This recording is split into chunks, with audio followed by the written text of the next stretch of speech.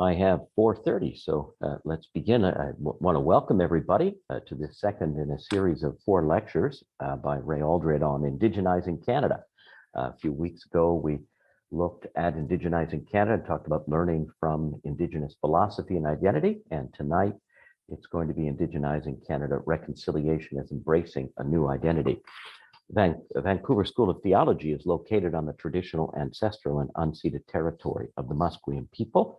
My name is Richard Topping, and I'm the president of the Vancouver School of Theology. Just so you know, following the lecture today, there'll be an opportunity for questions, and you can type those in the chat box. I introduced Ray last week. Tonight, I have asked Mr. Hubert Barton to introduce Ray. Hubert is the program coordinator for the Indigenous Studies Program at VST, and I thought he should have the opportunity to introduce his boss. Thank you very much, Richard. Yeah, I'm Hubert Barton, the Nisga'a Nation. I'm here to just introduce my boss and great friend, Raymond Aldred. Rev Dr Ray Aldridge is a husband, father, and grandfather. He was first ordained with the Christian and Missionary Alliance in Canada and is now ordained with the Anglican Church of Canada. He's a status Cree from the Swan River Band, Treaty 8, born in Northern Alberta, and now resides with his wife in Richmond, British Columbia, Canada. Ray is the director of the Indigenous Studies Program at the Vancouver School of Theology, whose mission is to partner with the Indigenous Church around theological education. Ray's passion is to help as many as possible to hear the gospel in their own heart language. Ray and Elaine have 4 adult children who graduated from the University of Regina and the Alliance University College, a school teacher. Okay, I missed something. Jenny, who graduated from the University of Regina and is in Alliance University College. She is a school teacher. She is married and lives in Richmond, British Columbia, Canada. A son, Raymond, who is pursuing a PhD in philosophy at McGill University. Catherine, who has earned an MA in religious studies at McGill University. And Ruben, who works in the oil field in Northern Alberta. And it's always a great pleasure to be able to work alongside Rev and working alongside him for a couple of years now. And he's been a great friend and mentor to me, and I've learned quite a lot just being able to journey alongside him. And so I'm happy to share with you today, Ray Aldridge. Thanks, Hubert. I'm thankful for everyone who's watching or listening from across the different territories. I look forward to maybe being able to meet you in person. Just a little advertisement, the summer school, Indigenous Summer School, the registration's open if you're wanting to journey down and study with Indigenous folks and Indigenous instructors at the Vancouver School of Theology this summer. Then you want to register for a course. We're also offering it by hybrid, so you could always take a course online as well. The lecture today, I was thinking about embracing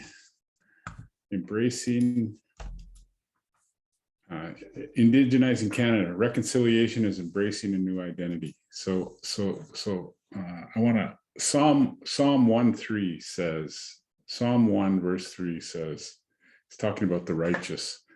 They are like the trees planted by streams of water, which yield their fruit in season, and their leaves do not wither. In all they do, they prosper. The challenge of reconciliation, or I should say the challenges of reconciliation, are manifold. A couple that come to mind include the fact that we do not like to change. We all tend toward believing that the way that we see life is the correct way to see life. I'm reminded in that passage in Judges, I think it is, that says everyone did right in their own eyes. We tend to believe that our way of doing things is the right way of doing things. And if you take it just a bit further, we tend to look at other people's ways of doing things as weird or peculiar, and our way is normal. Anthropology labels this as ethnocentrism. We judge things according to the standard that we inherit from our ancestors and from our society. And as a result, for many in the dominant church, reconciliation becomes an attempt to help others assimilate to their way of viewing the world. This kind of reconciliation would include statements like, we want to help the Indigenous people fit in, or we want to help Indigenous people become part of society. Whenever I hear that, I remember thinking, I didn't know I wasn't part of society. I thought I was. So again, even those statements depend on what's behind them, but reconciliation conceived as helping other people fit into how I see things when applied to First Nations, Métis, and Inuit can mean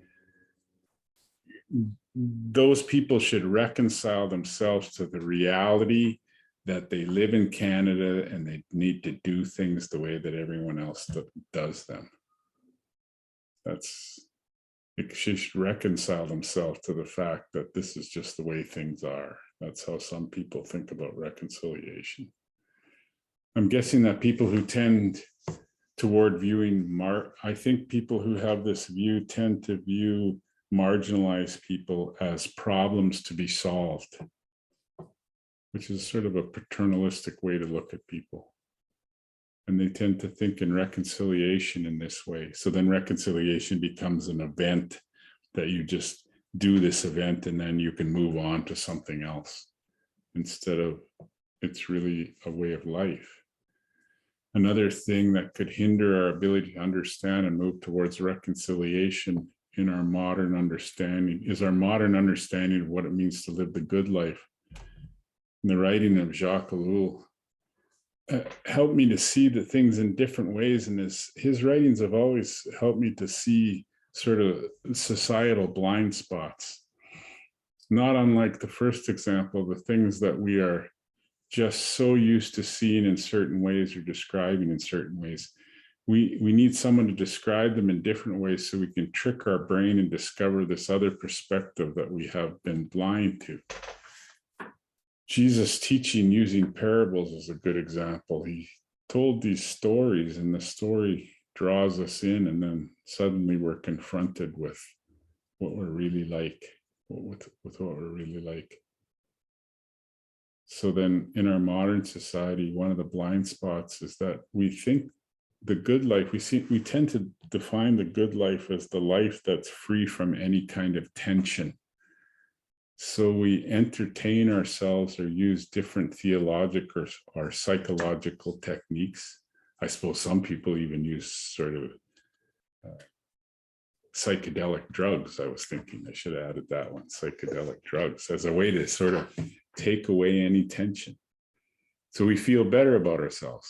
We use money like this, or we could use money like this. The story of the rich landowner who builds bigger bins to hold his produce so he can live the easy life is an example. We then can think, sometimes we think of reconciliation as something that will make me feel better by restoring my sense of calmness so I can return to my individual life without worrying about anyone else. This becomes an enemy of true reconciliation because it seeks to avoid any kind of tension. But when you're working through the trauma of the past, I can't conceive of how you would do that and not feel difficult emotions at times. But many times people, they get upset about different things and they run away. They end up running away from things that make them feel upset. This is why some forsake the journey of reconciliation, because they don't like feeling uncomfortable. The book White Fragility talks a little about this. When people of color make others feel uncomfortable, some people respond by getting angry and shouting to drown out the voice that is telling them what they're really like.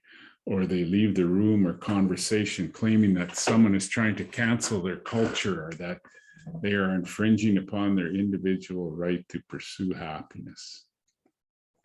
The problem is that we're so individualized, we tend to interpret the right to pursue happiness as something that is guaranteed or is our right for each individual to pursue happiness, when really that even that statement in the US Constitution, the right to life, liberty, and the pursuit of happiness, is talking about society as a whole.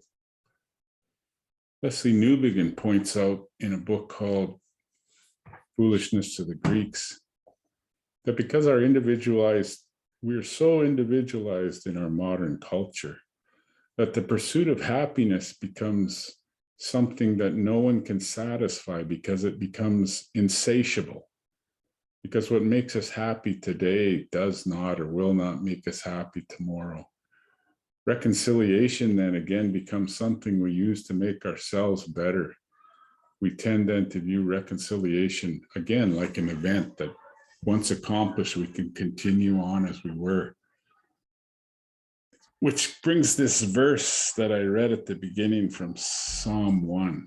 I was remembering that my Hebrew professor in seminary once pointed out that our modern way of reading script, because of our modern way of reading scripture, because we're so individualized, we read the verse that I began with from Psalm 1 as meaning that if I'm right with God, I will not experience any problems, but will be happy and prosperous. But my Hebrew professor pointed out it's bigger than that. A better understanding through a communal lens is that the righteous person will see life bursting out all around them, even if they're going through difficulties. I was thinking about those things as I was thinking about reconciliation as being transformed, as embracing a new kind of identity. The calls to action, number 45, says, we call upon the Government of Canada, on behalf of all Canadians, to jointly develop with Aboriginal people a royal proclamation of reconciliation to be issued by the Crown. The proclamation will be built on the Royal Proclamation of 1763 and the Treaty of Niagara of 1764, and reaffirm the nation-to-nation relationship between Aboriginal people and the Crown. The proclamation would include, but not be limited to, the following commitments, and I just picked out number 3, 45.3, renew and establish treaty relationship based on principles of mutual recognition, mutual respect, and shared responsibility for maintaining those relationships into the future.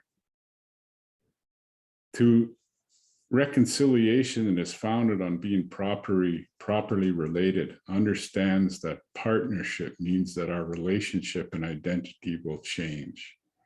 Healing relationship and forming or continuing to develop or embrace our identity as human beings is what it means to have a just society and helps us in our journey to decolonize and indigenize so that all who share this place, this land, can prosper. This journey, however, requires that we feel some strong emotions and that we use the emotional energy from legitimate, strong emotions to move towards honorable relationships. So that's I just thought that it's through relationship with Indigenous people that newcomers can begin to take on a kind of Indigenous identity. That's the idea that I thought would be a new identity, an identity founded upon justice, not colonization. Building upon last week, the land or creation is the place where we encounter the Creator. And as such, the land itself is sacred. To use some creative language from Catholic theology, creation itself is a created participation in the person of God. It's a created participation of grace. The Eastern Church will say that creation itself is sacramental because it's within creation that we encounter the grace of God. It seems to me when I listen to the elders that this is how they thought about the treaty, that the treaty itself, because it took because it took place in the land. And because it took in the land and all who were within the treaty territory, as well as the creator, is a kind of shared story. It's sacred. It's like a sacred place or a sacred story, for only if it is kept and told will it continue to move us towards right relationship. I wrote another essay where I called this treaty spirituality, because at the heart of Indigenous spirituality, Andrew Wesley, I heard him speaking one time at Thornlow College in Sudbury, Ontario. He said, at the heart of Indigenous spirituality is understanding your creation story. And your creation story tells how you're related to the land. When the newcomers came to Canada, the Indigenous people, especially when it got to the plains, sought to make treaty with the newcomers. I thought that the historic Indigenous treaty process could serve as a teacher on reconciliation.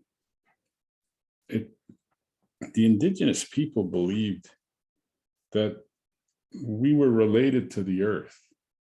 Most Indigenous creation stories tell how they came out of the earth. The Stoney Nakoda, for example, have a story about how they came out of a sacred mountain it's in Banff. And if the story about Wissahickishak, when he has to repair the damage he's done, or he's caused a flood in the whole world, and Wissahickishak has to take mud that one of the muskrat has brought up from the bottom, and he blows on it. It becomes this land, and then he puts it, we call it Turtle Island. But the idea is that we're connected to the earth. The creation story tells how we're connected to the earth. And the Indigenous people sought to make treaty, I think in part because they wanted the newcomers. They wanted to write them into the story, and the story about how we're connected to the earth. It helps us understand the Indigenous treaty was place-based spirituality. It was a quest for peaceful existence. Indigenous people, when they shared territories, would make treaty as a way to have, when you had a boundary, you didn't necessarily get bigger guns, stronger locks, bigger armies. What you did is you made treaty.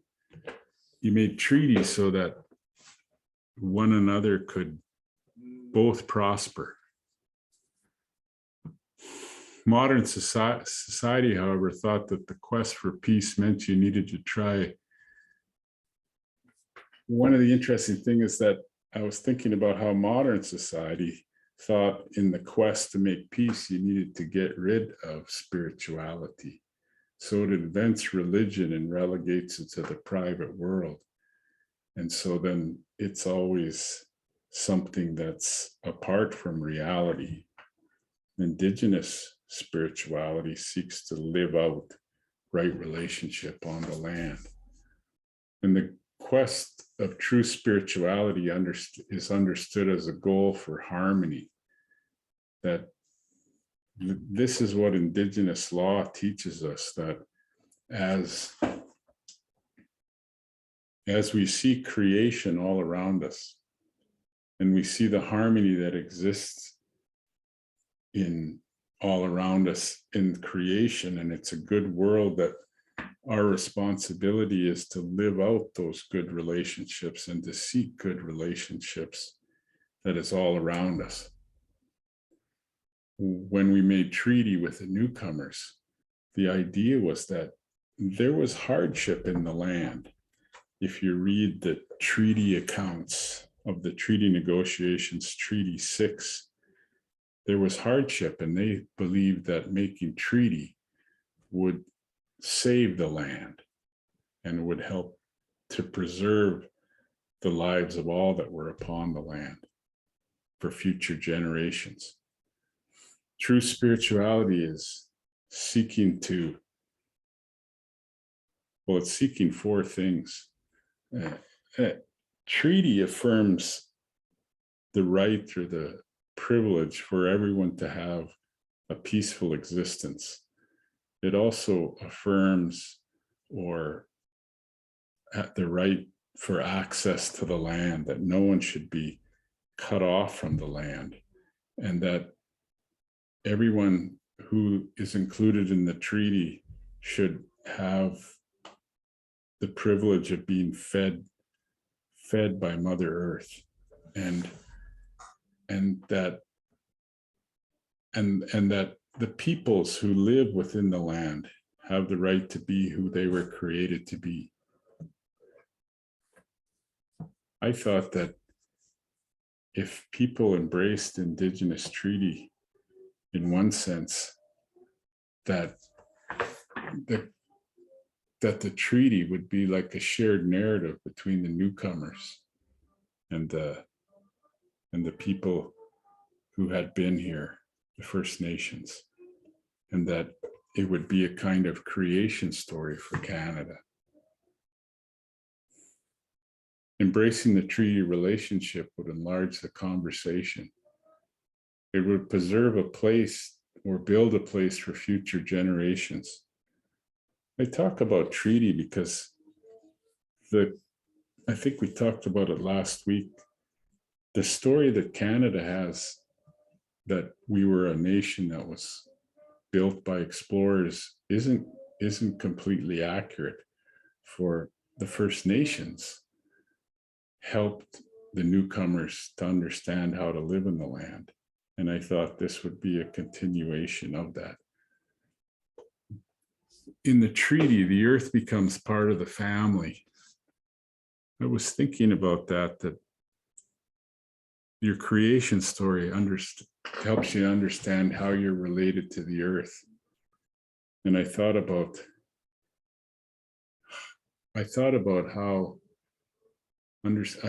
at one point I wanted to develop a theology for Mother Earth, and I was thinking about Mary's Magnificat in Luke's Gospel, where she's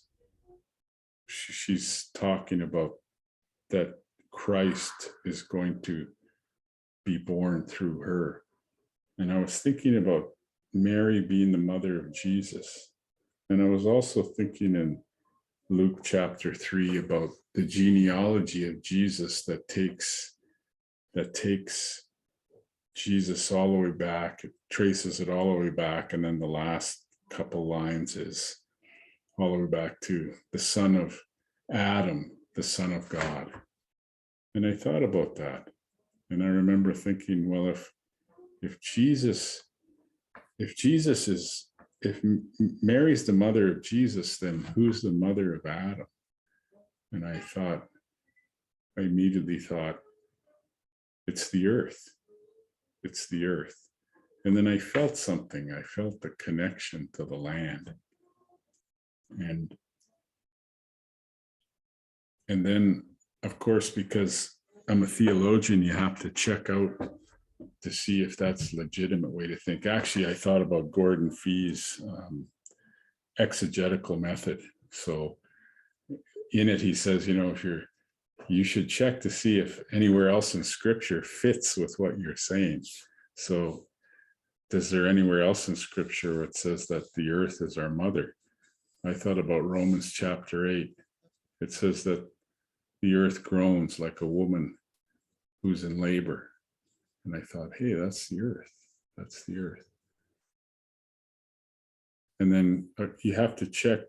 Gordon Fee says when you're working with Scripture, the last thing you should do is check to see if there's other theologians who think the way you do. Because if you're a theologian and you're the only person who's ever thought about this way of interpreting the passage, you might want to think about that. In 2,000 years of history, you're the only one who ever thought about it this way. So I checked, and sure enough, Irenaeus writes that just as Adam came forth from the virgin soil, so Christ came forth from the virgin. So then we're related to the earth. We're related to the earth. The earth is our mother. Doesn't mean that we worship the earth, but it means that we respect the earth, for our shelter comes from the earth, and our food comes from the earth. And we are together, and we need to take care of the earth, for if we don't respect the earth, then there is no life apart from creation. For Indigenous people, I thought if we reaffirmed the treaty then would serve as a creation story for the newcomers, for the creation story, for just like Indigenous spirituality, that at the heart of Indigenous spirituality is how we're related to the earth, how our creation story tells how we're related to the earth, which is why we always say where we're from, that I'm from Swan River Band through my mother, who was born on the banks of the Lesser Slave Lake, and I have 4 children. All these things tell how we're related to the earth. And the treaty tells how the newcomers are related to the earth. And I just thought that this would help us to have a shared identity, that in one sense, the newcomers would have a kind of Indigenous identity. And this would help us to move forward. It would give us resources to try to come together, to partner together. And then to think about how we could work together to try to heal the land, And as I thought about the different kinds of partnerships that we ought to, that I was thinking about the different kind of partnerships that newcomer and Indigenous people have at different times. I remembered a book. It's entitled Alliances, Re-Envisioning Indigenous, Non-Indigenous Relationship. The editor is Lynn Davies, and she describes different approaches to partnership that have characterized Indigenous and non-Indigenous come together. She doesn't sort of say they're all good, but these are all different kinds of relationships. The dominant kind of relationship that I'm familiar with is paternalism. One of the dominant kinds of relationships churches have had with Indigenous people. I think, in fact, at one point, I would have said that most churches in Canada are paternalistic at best. Again, this flows out of an identity of dominant society that views itself as the pinnacle of civilization. In Canada, Canada's a little different than the United States. The United States tended to try to move Indigenous people far away from where American settlers were coming to. This is one of the reasons that they moved everybody down to Oklahoma, because they were trying to take that territory. In Canada, I don't know if it's because of the British idea of superiority or what, but in Canada, the newcomers assumed that if Indigenous people saw how much better their lives were, that they would just assimilate into them. So they tended to try to put many reserves close to newcomer settlements. The idea was that we would see how much better it was to be European in our actions than we would just assimilate. So then it shows you how long that idea has been around, since the inception of Canada, and even through the present day. The government in Canada thought that the problem with Indigenous people is that they have there's this other idea. It's kind of I don't know what to think of it, if it's naive or you'd call it something else, but the idea was that the problem with Indigenous people is that they have special status. So then if you just remove that special status, then they wouldn't be discriminated against anymore. So the rationale went that, the problem is that Indigenous people have reserves, they have treaty rights, and that's why people discriminate against them. If the government of Canada would stop sort of coddling them and protecting them, then they would just be able to, they would just be fit in and no one would discriminate against them. I remember, I thought about that and I thought, that's just naive. But in the 1920s, Duncan Campbell Scott wanted to force all Indigenous children to go to residential school. He said, our objective is to continue until there's not a single Indian in Canada that has not been absorbed into the body politic, and there is no Indian question and no Indian department. His thinking was that once they assimilate, there will be no problems. There'll be no more problems. I think the government of Tommy Douglas in Saskatchewan put forward a similar assimilation policy towards Indigenous people, again, based on the idea that special status is what the problem, and the elimination of Indigenous identity would resolve the problem, and they would just be Canadian like everyone else. Part of that thinking was behind the white paper that the Pierre Trudeau government brought in the 1970s and sought to eliminate any special status or identity for Indigenous people so that they would just assimilate. Again, this is all based on paternalism because the government is defining what the problem is. And then they're seeking to solve it in their way with little or no consultation of Indigenous people themselves. In fact, when the white paper came out in the 1970s, I think it was George Erasmus and some others wrote a paper and they called it the red paper. And one of their main accusations of the government, of the Trudeau government, is that they didn't actually consult any Indigenous people when they were going about to change everything. But it continued. The Brian Mulroney conservatives brought in the same kinds of ideas and tried to make those the government of Stephen Harper continued the idea by trying to move Indigenous people from a nation to nation relationship to a file they tried to move it to a file. So it used to be that Indigenous, even though it was sort of Indigenous people were lumped in with natural resources, but Indigenous people was a department that you needed to deal with in the federal government. The Harper government tried to move it to a file, just a file. Indigenous people was just a file. All of these took aim at solving the Indian problem by assimilation into what the dominant society views itself. The dominant society views itself as a superior example of civilization. And if Indigenous people would just assimilate, then they would not experience so much trouble. That's paternalism. And I think that paternalism and racism are on the same continuum. So then what needs to happen is there needs to be a reality in newcomers. Maybe people who've been here a long time need to understand that Indigenous people have something to offer, have a way of viewing the world that sometimes is a better way to see things. But paternalism, people think that because they mean well, that'll guarantee that they'll do well.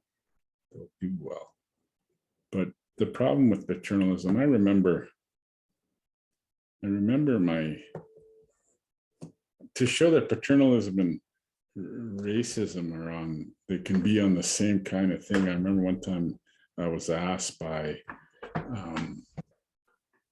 my son, he was in grade 11, and the social studies teacher asked if I'd come in and talk about the racism because they were studying the American Civil Rights movement.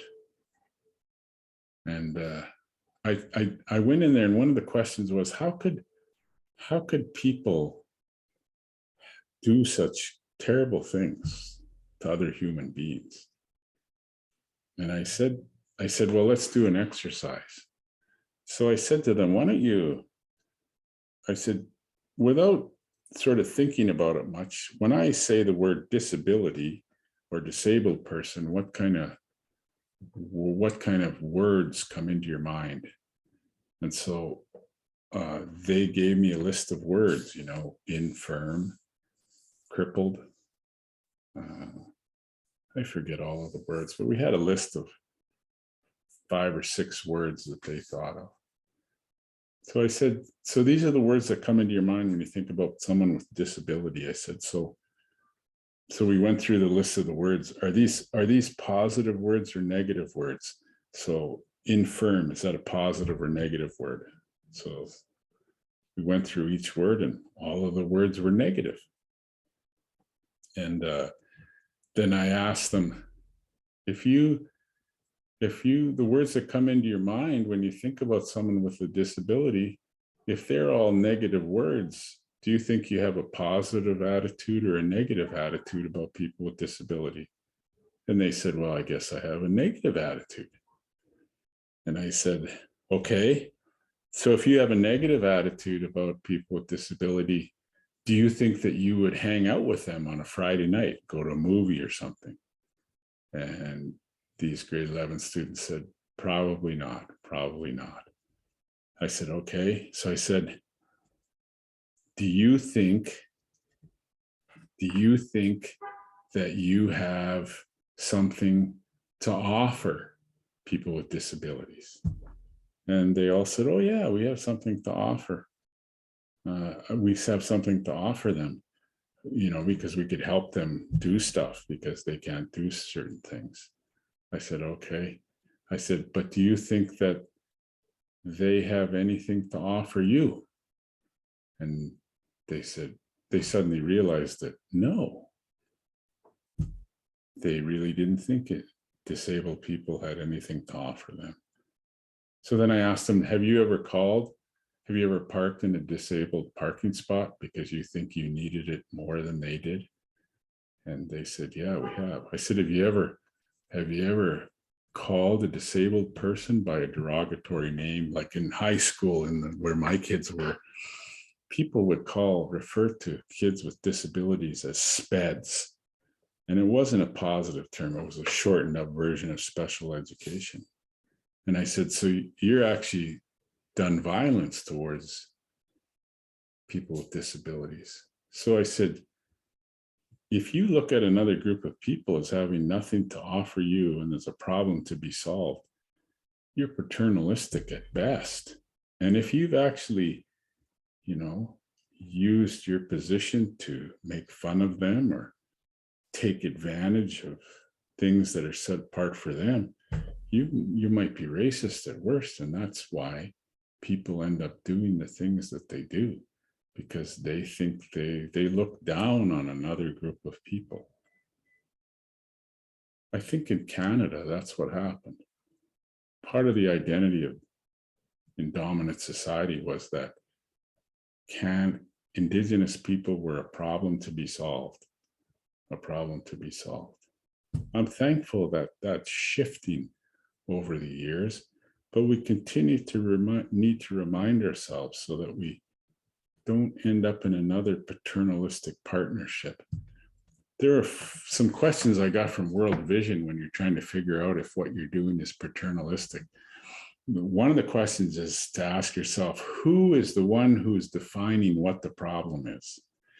If you're from outside or from dominant society and you're the one defining what the problem is for Indigenous people, for a community, then you could be paternalistic. If you're the one who comes up with the solution to the problem, so then like when we do training in community, we kind of try to listen to what the community thinks would help solve the problem.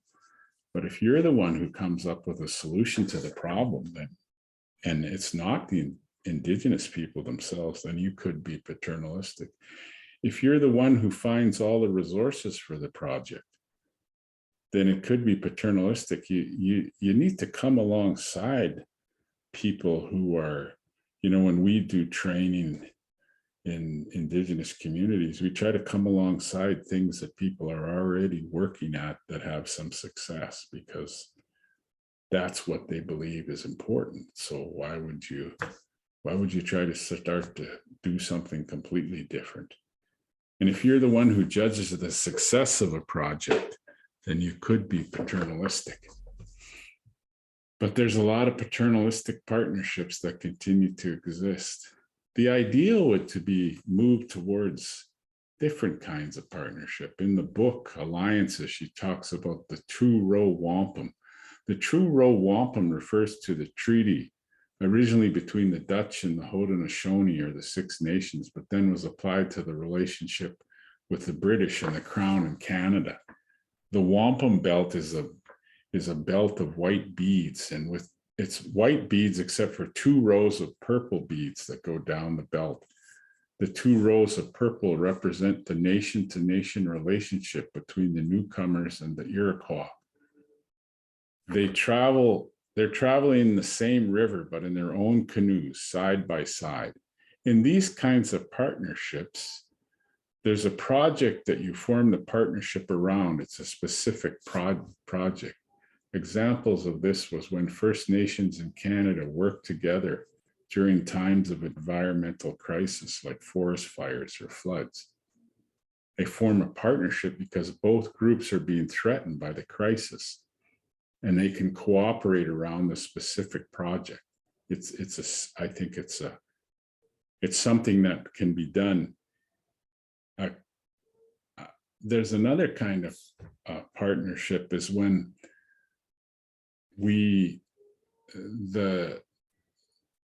a third kind of partnership is where the newcomer institution embraces Indigenous values and aspirations as their own.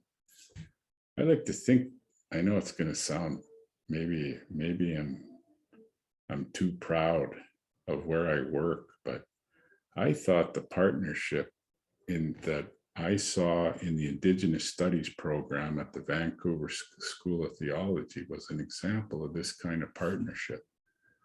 The aspirations of Indigenous communities was to see their own people ordained to further the Indigenous Church. They asked the Vancouver School of Theology to help develop a program, and so VST responded by embracing originally an ad hoc Native Ministries Consortium and added VST resources to put into place an Indigenous Studies program. This program had a shared governance with an Indigenous advisory board to give input to a director who sets directions, and together we set directions for the program, gets advice from VST to deliver an accredited Master of Divinity program, but also that works to take instruction to the communities themselves to further the aspirations of the Indigenous Church in Canada.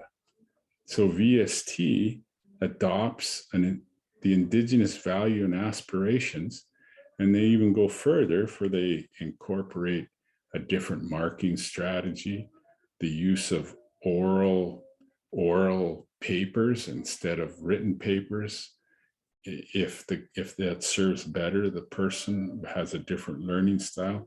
And they also, some of the competencies for all MDiv students is to understand an Indigenous spirituality when they graduate. This is an example of a partnership and of a shifting identity,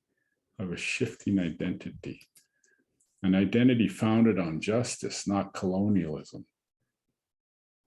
What happened in Canada, which happens in a lot of countries that was colonized, is that I think the people realize that what they're doing is illegal.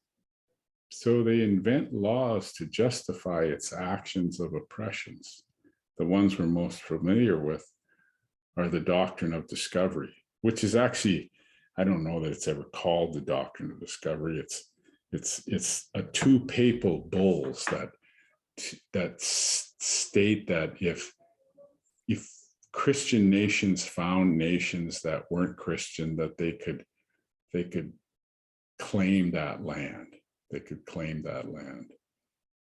In Canada, we made treaty, and then Canada, because they wanted to shift, the relationship was shifting, Canada invented the Indian Act. The Indian Act was used to be able to do illegal things to Indigenous people, like take their children away, put them into residential school, relocation. It was all done under the idea that Indigenous people are like children, and they were needed to be changed. So that's the problem with colonization. And the legacy of colonization is to continue to try to justify those actions of the past. You hear different people, they say things like, well, people had good intentions, or there was some good things that happened too. I think better to think in terms of restorative justice, to embrace the failures and try and heal the damage. This is the process of transformation, by embracing who the Creator has made us to be. Justice is about, I say it's an identity founded on justice. My thinking about justice, though, I'm thinking about justice as a just society is where we find a way to heal the wounds of the past. A just ruler is one that repairs the damage and restores relationship. Restorative justice involves three movements. It's to tell the truth, Canada needs to embrace its failures as part of its identity. I was preaching a while back on, I think it's in Matthew 18, it says, if your eye causes you to stumble, tear it out. I thought that part of embracing our failure was to embrace what happened in our relationship, to tell the truth. We must come to understand that it's the relationship with Indigenous people that gives Canada its validity as a nation, to be a nation. We need to tell the truth. So the Truth and Reconciliation Commission, well, it was actually first the Royal Commission on Aboriginal People, went around asking people, how could we heal? How could we heal? But people told their stories.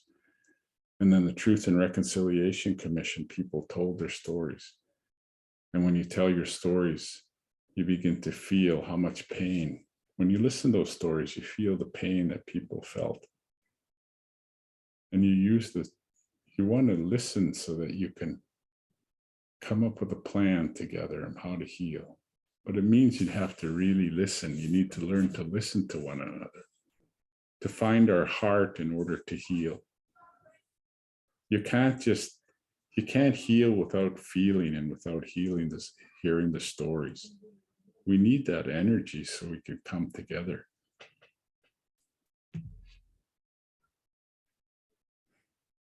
My story is a gift. That's a line from a book called Night Spirits. Another one of the things that happened beside the residential school was the relocation. The Siaisi Dene were moved from their traditional territory and forced to relocate to Churchill, Manitoba.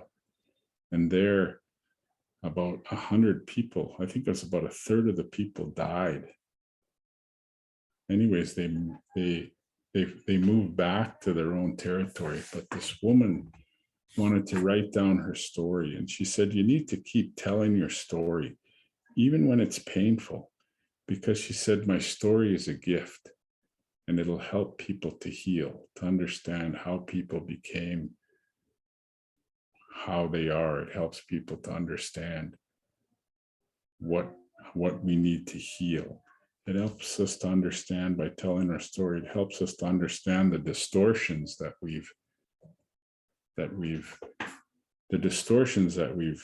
embraced that keep us from seeing one another and keep us from understanding the Creator. We need to really listen, and we need to develop a theology of suffering instead of triumphalism. We need to understand how we heal together and how we can move together. to try to get to a better place and come up with a shared plan. I thought that if we embraced Indigenous communal identity as expressed in the treaty, and as we lived in shared spaces, that we could further the process of being made or remade, embracing a new identity, an identity so that everywhere in our territory, everyone who's calls this place home, that they would feel the land welcome them, that they would feel the land welcome them. As we embrace one another, moving towards one another as relatives, we are writing a new story. We could then find a level of intimacy and solidarity that would help people, help the common good. And as we embrace one another in meaningful partnerships, we find ourselves, we can find ourselves growing together. My idea of embracing a new identity was to realize that we made treaty. I like the treaty of one of the ideas that was that became part of the treaty process when we're making the numbered treaties. And some of the people there, the Dakota and Lakota and Nakota, they have a making relative ceremony. In a making relative ceremony that's described like Black Elk, who was a Lakota holy man.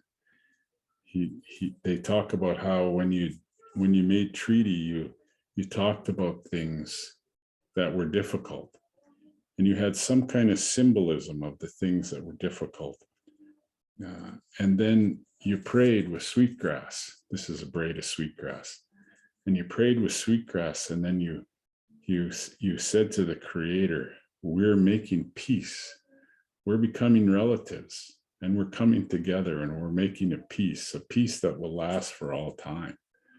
So the elders, when they made treaty, they thought that we were becoming relatives, and you can understand it from this braid of sweetgrass. So one strand represents the First Nations, and one strand represents the newcomers, and one strand represents the Creator. And we promise to live like relatives, and respect one another, that we would live in the land in harmony. I thought if Canada would embrace its relationship with Indigenous people by the treaty, as the calls to action say that we should, then that we would find the resources to move forward, to move towards a place where we could live in harmony and be becoming true human beings who live out the harmony that we see all around us in creation. Reconciliation is a journey towards becoming relatives. And we see that, you see it in the historic treaty process, that it's about becoming relatives. It's about moving together. It's about living out the spirituality that we see coming from the land. True spirituality helps us by making us relatives. And as such, for newcomers, treaty becomes the creation story for Canada. And this is justice, to find a way to heal from the damage, to find a way to heal, not punish.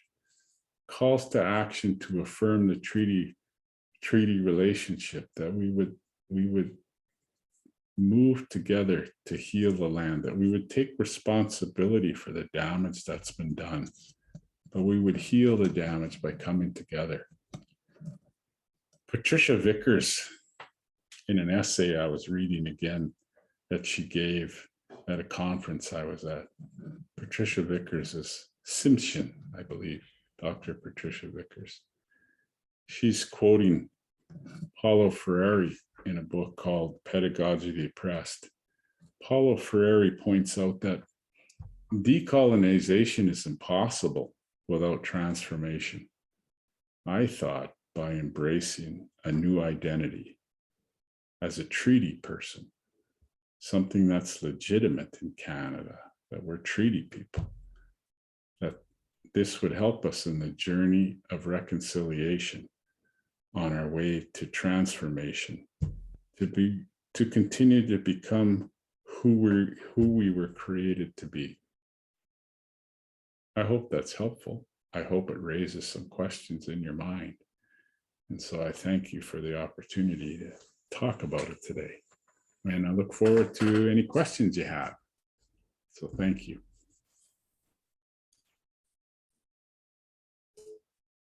Thanks so much, Ray, for your wisdom and for your insights in these matters, and for your good partnership at Vancouver School of Theology.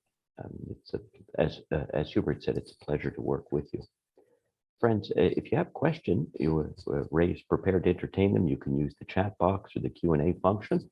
And Hubert and I, if it gets busy, we'll sort of farm out the questions to Ray.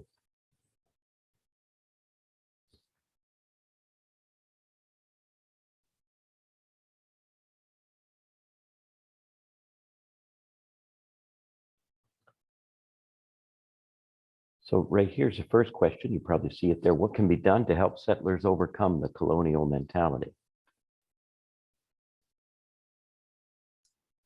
I think that a couple of things. Well, number one is, and actually, I'd have to look at my notes, but I was at a conference. It was a bunch of Indigenous educators in Calgary a few years ago. Nothing works as good as actual engagement with Indigenous people. If you to actually be with Indigenous people helps us to overcome the colonial mindset. And then especially if you haven't experienced that for a long time, or for maybe you never have, but if you hang out with Indigenous people. And so lots of times people say, well, how do I do that? There's no Indigenous people where I live. I always hear that. I remember one time being in Burlington, Ontario, and I was preaching in a church, and I told them about their need to sort of engage with Indigenous people. Now, at the beginning of the church service, I looked down and I saw this one person, and I thought to myself, you know, he's Mohawk. He's Mohawk. And I went down after the service. So I'd said to them, you need to do this. So I went down and I saw this person. I went down and looked, and I saw him, and sure enough, he was Mohawk, you know, because I thought he was. I mean, and he said, yeah, I am. And so later I'm meeting with the leadership of that church, and they say, well, we don't have any Indigenous people in our church. I say, well, yeah, you do. I saw one, and I went and met him, and he's Mohawk. And I told him who it was. Turns out he was like even on their board, and they didn't even know he was Mohawk. And I thought, well. But I think another thing you can do is like almost like in Vancouver, sometimes people say, well, there's not a lot of Indigenous people. You know, there's Hobier, at least before COVID was, you know, Huber's people put on Niska New Year. And I think I wouldn't be amiss, and Hubert can correct me if I'm wrong, but, you know, that's like it's become like a powwow, you know, it's just a big gathering of people. Those things are open to everybody. They're not just, so go to a powwow. I mean, even in Toronto, there's a powwow that happens in Toronto, September. There used to be one downtown, and if you want to, they're always looking for volunteers to help. So volunteer, you know, sure, I'll help. What do you need? And then when you do that, you get to know people, and that helps. And also, I heard it from World Vision. It's actually some training I took on community development. I think we all need to understand that we need other people. We're impoverished in different ways, each of us. We need other human beings, other communities who are better at things than we are, that we need to learn from. And we also need to understand that we have something to offer, that others need our relationship with them too. So I think if we develop those ideas in us, it helps us to get past colonization. And every time you think someone else's way of doing things is strange, you should twig something in you to say, okay, that's that ethnocentrism. I need to move towards that instead of running away from it. So that's what I think. Or those are the things that have helped me. We have another question here from Vida. I believe that's how you pronounce their name. It says, you talked about the restorative justice has 3 movements. You elaborated about the need to tell the truth. You probably also weaved in the other 2, but I would appreciate if you could highlight them. Thank you. Oh yeah, you need to listen. And you need to listen not just so you can tell someone what they said, the words. You got to listen so you can feel. You got to listen so you feel. So one of the restorative justice things, an example was that I heard of was a John school that used to happen in Regina, Saskatchewan. I don't know if it still does. John school is in Saskatchewan. If you were caught soliciting prostitutes, you were charged and they seized your car. And the only way you could not have your car seized or permanently was to go to John school. John school ran a whole day. It might have ran more than a day, but what happened is you sat and you listened. They brought in different people, people who used to be in the sex trade, doctors, nurses, police officers, so you could hear about the damage that you were causing by being involved in this. And they found when people sat and listened to the damage that they had been involved in causing, that the rate of repeat offenders was greatly reduced. You need to tell the truth, and you need to listen to people tell the truth. So you need to listen to what happened to people in residential schools. You need to hear that, and you need to feel it, because if you don't feel strong emotions, you won't actually change. You won't actually change. And once you feel that, I kind of wimped out right at the beginning. I wimped out. I was going to say legitimate shame. You need to actually use the strength from legitimate shame to help you to change, And legitimate shame is what you feel when it's legitimate. It really happened. Like Canada really did try to destroy Indigenous people's identity. And if you feel shame about that, it's legitimate. If you feel as a Canadian, you continue to try to take advantage of Indigenous people. When you feel shame, then you can do something about it. And when you can begin to heal by moving towards coming up with a shared plan. And the calls to action are an attempt at a shared plan. You could take those and then begin to work through them with an Indigenous person or with an Indigenous people and try to work through them. And that would be that final stage. That would be listening and then working towards the final stage, coming up with a shared plan. The problem with paternalism, it's not a shared plan. It's just the dominant group tends to come up with the plan and tries to implement it on its own. And that's a problem. It doesn't work. I don't think it ever works. It never works. But even denominations continue to do that at times. So I don't know if that helps. So that's what I was thinking about restorative justice, because restorative justice is an attempt at reconciliation. And you could use those 3 movements: tell the truth, really listen, come up with a shared plan. And you could I think you could sort of map out what the journey that Canada's been on. And I think at times it's positive. At times it's positive. Sometimes we sort of forget, we get out of step, we forget things.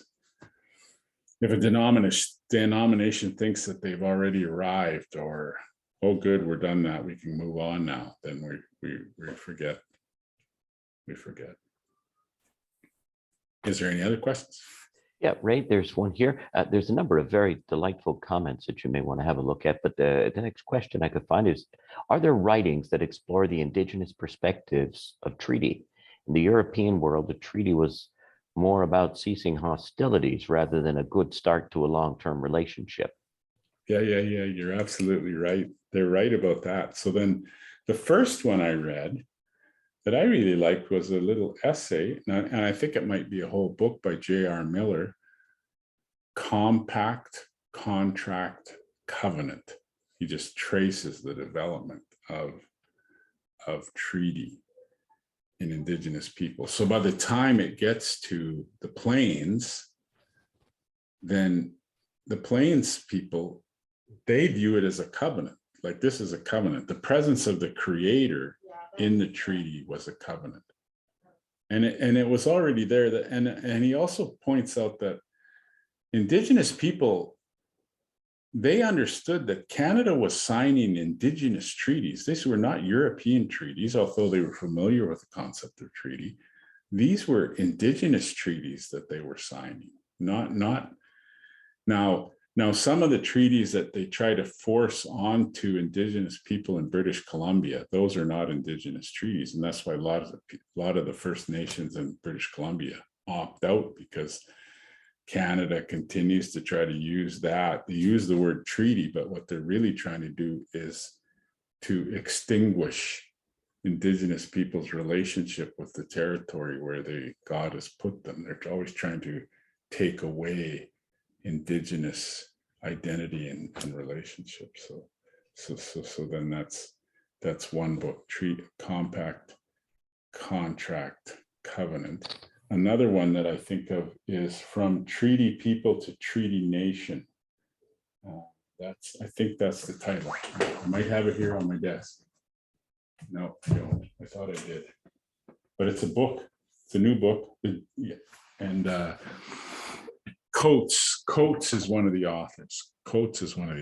And they just talk about what treaty could mean, a modern treaty nation. And then I wrote an essay about treaty spirituality. And if you email me, I can try to point you in that direction of that. I just think it's untapped resources. You could also read about the treaty in New Zealand. In New Zealand, they just understand. Everybody understands that New Zealand is their treaty, and they have this treaty. Canada and New Zealand have these treaty relationships with Indigenous people, whereas Australia doesn't. And the Indigenous people, when I was in South Australia, they have letters patent, but they have no treaty, which hinders their development as a nation because they have difficulty finding a way to move forward. Whereas I just think we have these resources, we'd be foolish not to use them because they're enshrined in law. So those are the ones I could think of off the top of my head about treaty. Oh, you can also, if you want interested in a number of treaties, Henry Morris, you can get his journal. You can get his journal because he wrote down everything that everybody said during the treaty negotiations. He had a translator and he wrote down everything that everybody said. And in fact, those things are included in the treaty because they're part of the oral, they make up part of the oral tradition. So anyways, good question. We have another one here from Katie. She's a settler here in north of Kingston, Ontario, on Anishinaabe, Haudenosaunee, Huron-Wendat territory. Miigwech for your wisdom and time this evening, Mr. Aldred. Question: I'm personally irritated with the term reconciliation. Settler Canadians, including government, are led to reconcile without the reckoning. What is a new word we can use instead? I don't know, you could give it a thicker description. Like that's what I often do. If people are really irritated by a word, I just use a thicker description of what I'm talking about. And the Truth and Reconciliation Commission, their final report, they talk about establishing and I think they might call renewing and establishing mutual beneficial relationships. Like that's in their mind, that's what they're talking about. So that's, I don't know, that's what I always do. I try to just give it a thicker description if people really don't like a certain word. I don't like a certain word. And if people are using it in a, like I said, there's a book called Reconciling Canada. And there's an essay in there, I think by Patricia Montour, or it might be by something else, but it's an essay in there and where they talk about how sometimes Canadians use reconcile to mean the way that I talked about. You should just reconcile yourself to the fact that this is Canada, this is not an Indigenous nation anymore. So that's a negative use of the word reconcile. And I think you're right, sometimes people use that. Some people try to talk about conciliation. I've heard that used in Australia because they never had a relationship. But for me, I just go by what my elders say, and they want to use the word, I suppose you could go and ask what the Cree word or the Anishinaabe word is, and then just try to come up with a different translation of it. But it's the idea of try to be friendly and harmonious again. That's right out of the dictionary, reconciliation, the process of becoming friendly and harmonious again. But you're right, if you never were friendly and harmonious, then that would be an issue. But again, you see, I think Indigenous spirituality wants to begin with, it's a good world. It's a good world. And we're trying to maintain the harmony that we see all around us. And so if there's newcomers and there seem to be causing a lot of problems, maybe we should adopt them so they kind of learn a little bit how you're supposed to live, I read about some of the tribes up the Northwest Coast doing that to missionaries.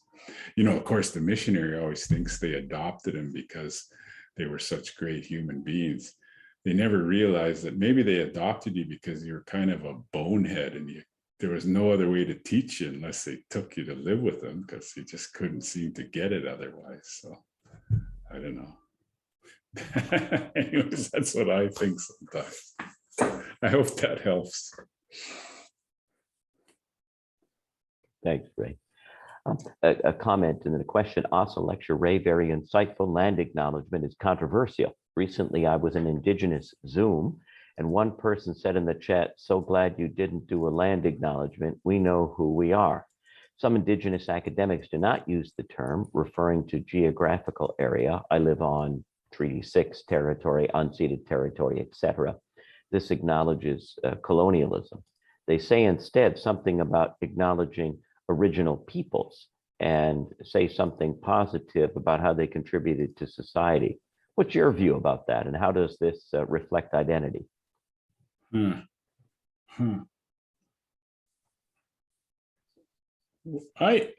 don't know. I guess the idea behind land acknowledgement, what helped me in the whole thing is when I realized part of it is acknowledging the land. It's a good world. It's a good world, and it's a good land. And it's not because Indigenous people are connected to the land. It was about the land too. It's about it, and land really is a synonym for, like, for Cree, the word land is used also for everything. It's not just land, isn't just dirt, it's the water too. It's the ocean. And the acknowledgement of the land and the people is not just about, it's about a statement that we're connected to the earth and we acknowledge that, and we're thankful for the opportunity to be in the space where we are. And we want to be mindful of those who've been here before us, who have stewarded the land so that we have a place that we can be. That's what land acknowledgement is about. It's not just about the people, it's about the land itself. the land itself. And it's also to remind us that there's things that need to be done, particularly when you say it's unceded territory. That's supposed to remind us that we haven't finished yet. We haven't finished yet. Just like Reformed theology remembers all the time that so far it's a failed project. It hasn't succeeded in reforming the whole church. And it's on this journey to try to move. I think the idea was that at some point in time we'd come together, everybody would still be coming together. So maybe that's a poor example, but that's what I was thinking about. One of the things though, I actually, someplace in my notes, I actually wrote an outline for a talk I gave on land acknowledgement. One of the things I noted was that in churches, because churches sometimes say, well, you know, if we do a land acknowledgement every week, it'll get mundane because we do it every week. And I said, that's really not an excuse. That's a confession, isn't it? Because you do the same stuff every week and you never say that about the other stuff. So saying that you could make that statement about everything in church, like it could become mundane because we do it every week. So saying that you don't want to do land acknowledgements because it's mundane, I take that as a confession, not a reason not to do land acknowledgements. So I would say, well, work harder at it, do a better job of it. I experienced some. A friend of mine, Christina Conroy, who teaches at Ambrose University and Seminary in Calgary, she pointed me to the Calgary Foundation. If you go to their website, Calgary Foundation, watch the land acknowledgements that they do on there. And they're very creative, very creative. So you could make it a whole class project to work on a variety of land acknowledgements. It's sort of, because you're on someone else's territory.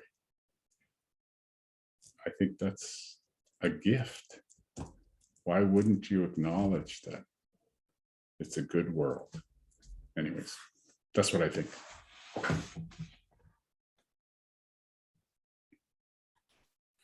Here we have this one's from Meg. It's a more comment. She says, wow, not a question, but a comment. When you called us treaty people, something clicked internally. Thank you so much for the suggestion of that new identity. Yeah. Kerry Bellegarde used to be Grand Chief. Well, and he's from Saskatchewan. He used to, when he was in Saskatchewan, I think he was Grand Chief in Saskatchewan. One of the treaties, maybe Treaty 4. He used to say, we're all treaty people. We need to understand that we're all treaty people. One of the other calls to action is that in the oath of citizenship, that it should be changed so that people, when they become Canadians, acknowledge that they're entering into relationship with Indigenous people and the treaties. That would be a good thing, I think.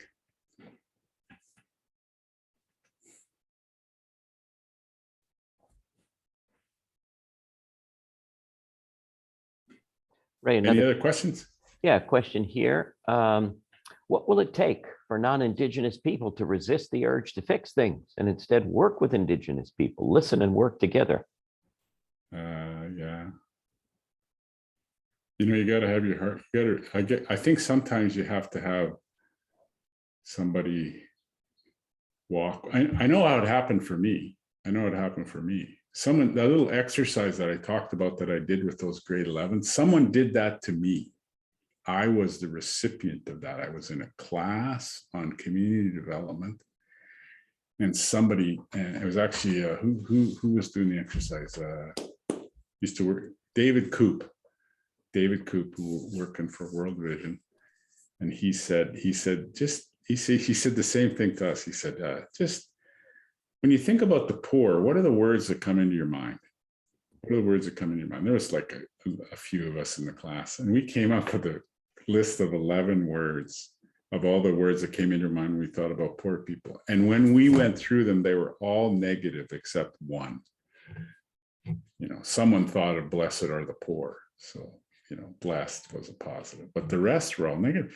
And so he did the same thing to me. He said, so do you have a positive or a negative attitude? And I realized, geez, I got a negative attitude about poor people. And then he said the same thing. So who do you tend to hang out with? People you have positive attitudes about, or people you have negative attitudes? And I thought, man, I tend not to hang out with poor people. And then he said to me, do you think you have something to offer poor people? And I said, oh yeah, I could show them how to work, because I've worked hard all my life. I got my first job when I was 8 years old, and none of my family have ever been on social assistance. And not that we were down on it. My dad used to say, well, that's for people who, have circumstances that they, can't have gainful employment. But then when he said, do you think poor people have anything to offer you? And then I realized, man, I look down at poor people as having nothing to offer me. And then he said, if you look at a people as nothing to offer you as a problem to be solved, you're paternalistic at best and you're racist at worst. And I thought, I'm racist towards poor people. I'm racist towards poor people. So something happened in me and I began to shift. I began to realize that I needed to hang out with people, not just because I could do something for them, but because I needed to do that. I don't know. And he taught us, that's where I got that idea. I needed to realize that we're all impoverished in some ways and we all have something to offer. And it kind of helped to revolutionize what was going on. And I realized that I was trying to do everything right so that I'd feel better about myself. There was some inner healing stuff that happened too. So that's kind of what happened to me. But you need to put yourself in situations where people can actually tell their story, and you could actually, and in doing that, you begin to see yourself for who you actually are. So.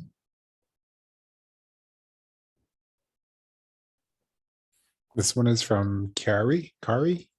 What you're saying about engagement with Indigenous folks raises for me one of the first things you said, which is that we settler folks are going to have to get better at feeling uncomfortable, unsettled. We need to practice.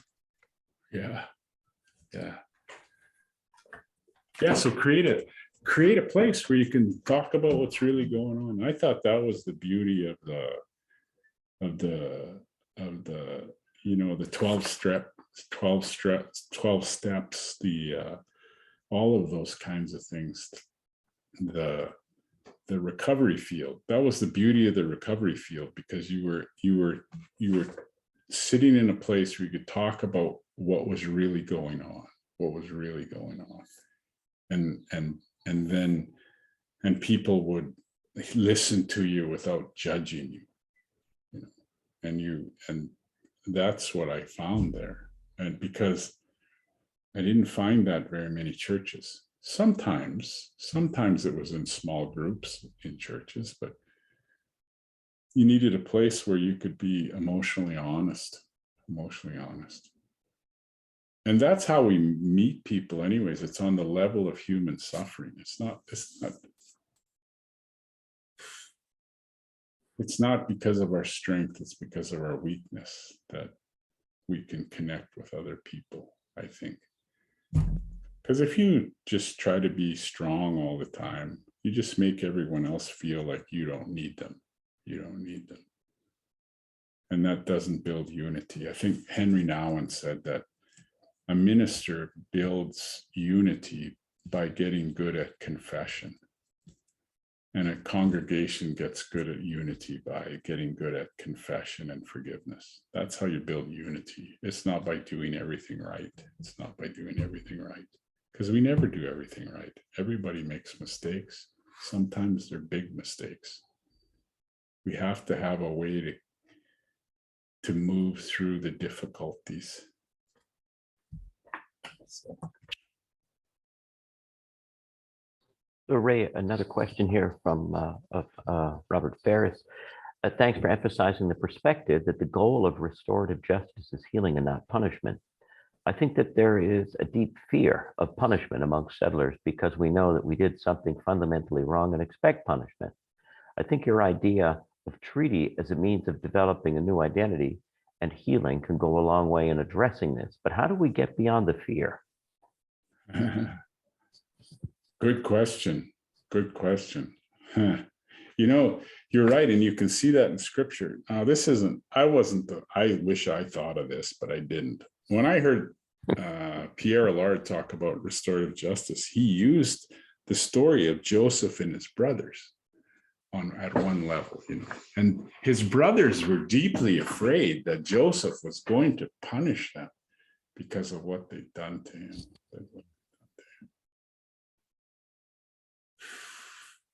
At some point, I don't know if this is the right language and I forget who see it. At some point, trust feels like suicide. I don't know if you ever get past the fear. I don't know that. But sometimes you just got to trust and put yourself in the hands of the people that you've been afraid of.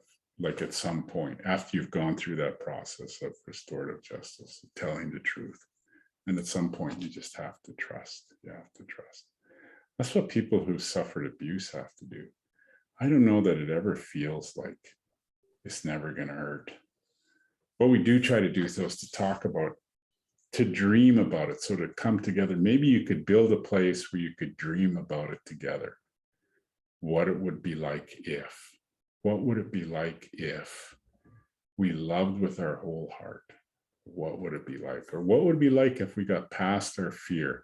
What would it be like if we weren't afraid and we loved with our whole heart? What would it be like if? And sometimes that can help us get a vision for how we could move forward in relationship. At least that's what I try to do. I try to imagine what would it be like if I wasn't controlled by fear? What would it be like if I loved with everything I had and wasn't trying to protect myself? It's no guarantee though, because at some point people will turn on you. That's just reality. And sometimes you know, I've lived long enough to know that people will sometimes I'll be vulnerable and they'll use that against me. That happens. But I think somebody named Jesus was kind of vulnerable and they crucified him, and I guess that's kind of goes with the territory. Maybe I'm being facetious at that point. I just like that question. That's very thoughtful. Very thoughtful. So I just decided that I would receive the love of God. Most of my fear was out of the motivation that was out of the belief that I was unlovable. That a big thing happened about 5 years into my ministry. I was confronted with the fact that I thought that I was unlovable, and that most of my ministry I spent trying to earn God's favor so I would not be afraid. And I realized that that was sinful. So I said, God, give me the gift of repentance for this, believing that I was unlovable. And I began to weep, and I embraced the love of Christ, and my whole ministry changed. When I described it to my Pentecostal friend, he said, "You got the Holy Ghost, brother. You got the Holy Ghost." And I said, "Well, I don't know. Everybody calls it something different, you know." But somehow there was this deeper work of the Spirit, and I found that things shifted in my mind when I realized, maybe my theology shifted. I realized that the only thing God was asking me to do was to receive his love or her love, or whatever pronoun you want to use, and to love others. And no one could stop me from doing that except myself. I thought that was freedom. And when I hung out with Indigenous people, that's what I found. I found Indigenous people were the most forgiving people in the world, because all the, I almost cussed there. All the stuff that's happened, they're the ones who keep asking for reconciliation, and they're the ones who kept saying, no, let's keep moving towards one another. So I thought, but if you wait too long, I suppose, that sometimes people will say, that's enough. You're just like an abusive spouse. I'm done. I'm not doing this anymore. I don't know, maybe the punishment then will do something. I don't know. I think I should stop. I don't like where I'm going. Yeah, it's 6 o'clock, Ray. But you stopped just exactly at 6 o'clock. But I hope, Ray, you'll look at the chat box, and folks have been really appreciative of the wise and insightful, tender, kind, heartfelt things that you've said, and I think you've helped all of us this evening on the front of truth and reconciliation, but beyond that as well, personally. So thank you so much for your words of wisdom this evening.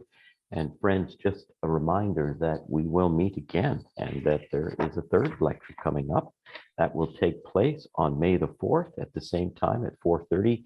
And you can sign up for that lecture and the following one through the VST website, and a link will be sent to you there. So friends, thank you for attending the lecture this evening, and we look forward to seeing you again in the not too distant future.